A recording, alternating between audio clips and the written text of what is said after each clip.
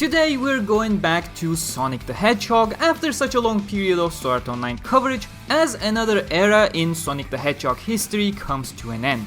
The lack of Sonic content on the channel wasn't exactly by intention. I just could not do random clickbait videos when there's nothing to talk about the series. Please bear with me on this one, I'll tie it up to the topic real quick.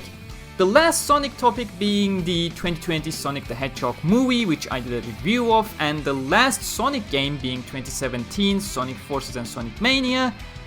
We had Team Sonic Racing in 2019, of course, which I covered for a bit, but the spin-off never captured me like the previous racing spin-offs, Sonic and Sega All-Stars Racing Transformed. All in all, I rarely had the opportunity to talk about the series over the past couple years, as their focus just seemed to be low-effort meme circle jerk on Twitter that Aaron Weber started that revitalized Sonic's image on the internet to a certain extent, but then took it so far that the series' image as a whole became a meme instead.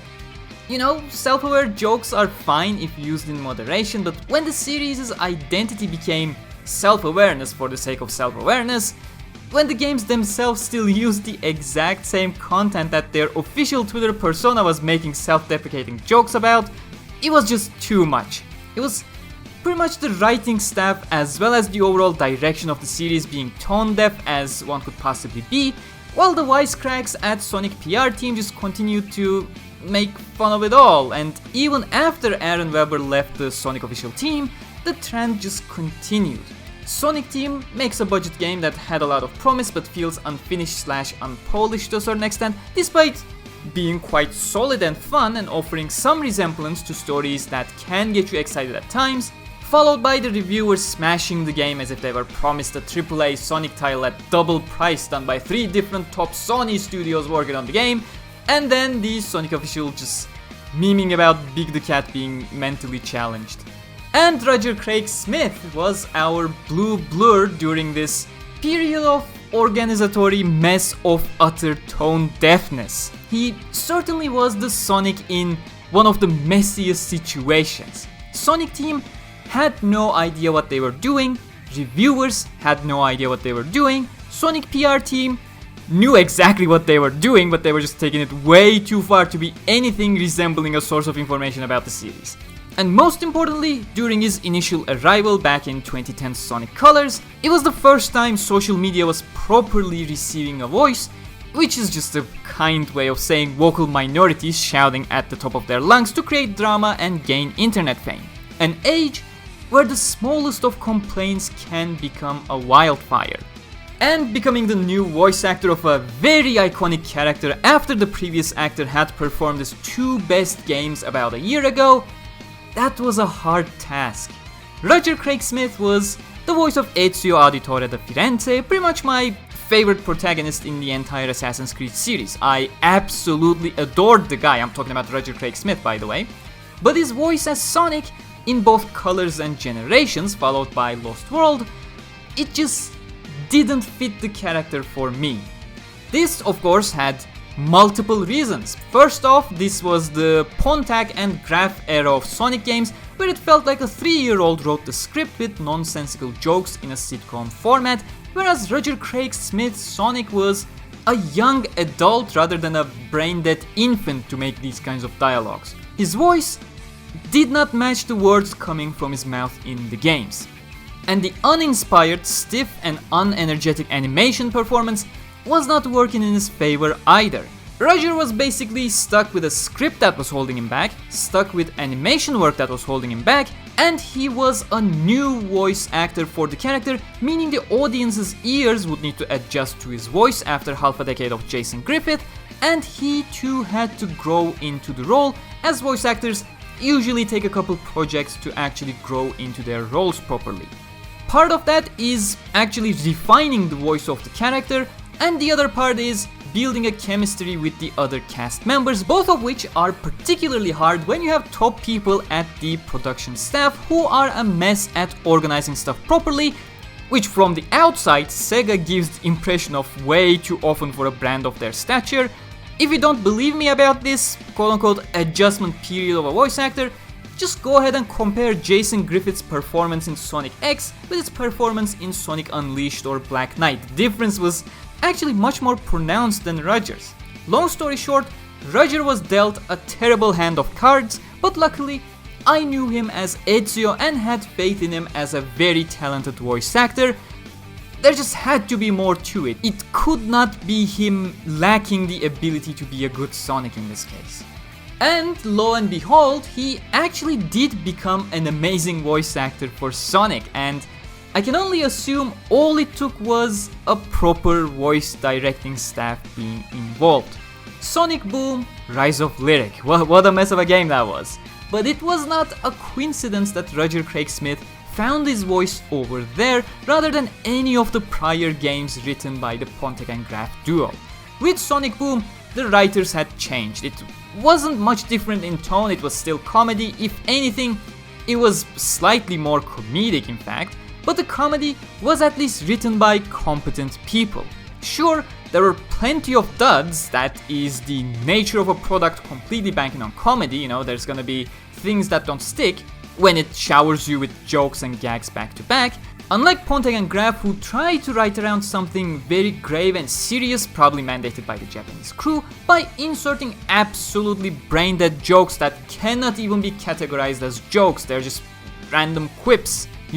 That no copyright law in the universe is gonna stop me was probably the one joke from them that can get a chuckle from people, but even that one does not make sense in the context it was said. And I don't even want to get to the low points like fixing a plane with detergent and toothpicks or whatever the fuck that was in Lost World. Honestly, I'm probably better off forgetting about it.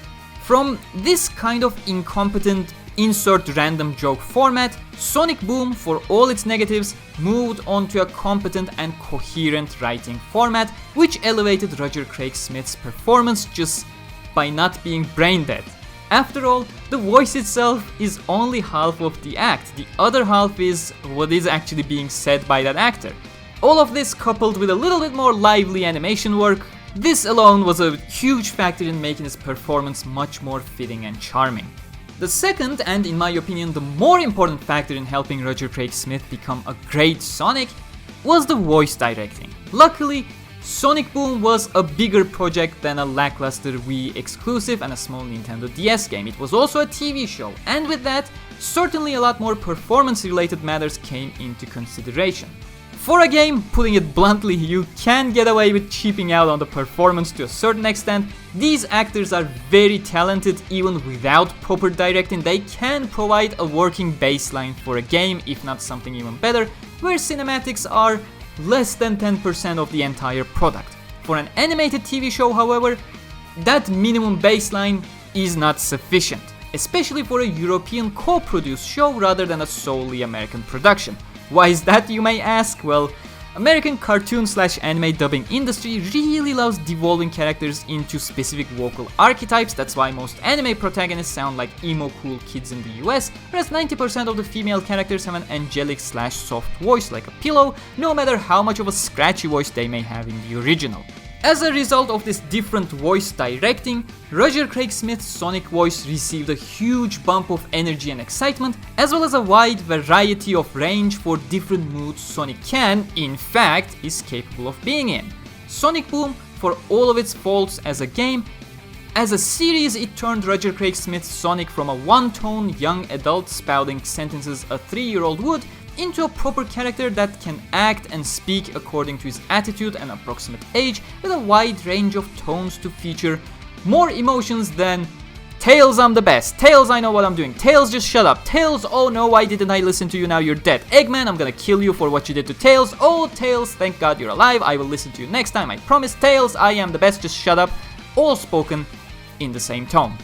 And this improvement was a great benefit that you could also experience in Sonic Forces. Sure, the story was also a neat upgrade from the traditional Pontek and Graf script. They were still involved in the English script, but the story was written by the Japanese staff, so they did not have as much of a free reign with the jokes, especially with the tone of the game not allowing them to in the first place. But the improvement of voice acting definitely could not be ignored either. Even when you realize a big portion of the story does not have any relevance as it's mostly random things happening for the sake of fan service, I'm still pissed about that chaos existing in the game for about 10 seconds without a boss fight. The things happening did not really stand out in a way that distracted you because the voice acting finally reached the high standard set by Jason Griffith all those years ago with Sonic and the Secret Rings, which was then perfected in Unleashed and Black Knight. I was finally incredibly satisfied with Roger Craig Smith as Sonic the Hedgehog, only if I knew that would be his final main Sonic the Hedgehog game. You know, it was understandable Ben Schwartz was casted as Sonic in the movie. It was an obviously younger, more kid-like Sonic that needed a bit more naivety and childlike excitement/wonder in his voice, and Ben Schwartz was perfect for that role. But I certainly did not expect Roger Craig Smith parting ways with Sonic games. Despite his not so strong first impression of the series, working in a mess of an age both on the organization side as well as the social side of the business, he had become a strong favorite of mine, and sometimes I can't help but think he'd probably become my sole favorite Sonic the Hedgehog, overtaking Jason Griffith, if he were to be given a strong of a work as Unleashed or Black Knight that Jason Griffith himself truly shined in. And it definitely does bring a lot of sadness to see him part ways with the series just after performing only a single main game with its perfected voice. Sega sure needs to stop parting ways with their lead actors one project after they truly find their voice. I wish you all the best, Roger Craig Smith. It sure was a blast listening to you fit into the role over time and becoming one of my favorite voice actors for the second time, and I sure do hope I come across you again in some other series I care about and enjoy your performance again.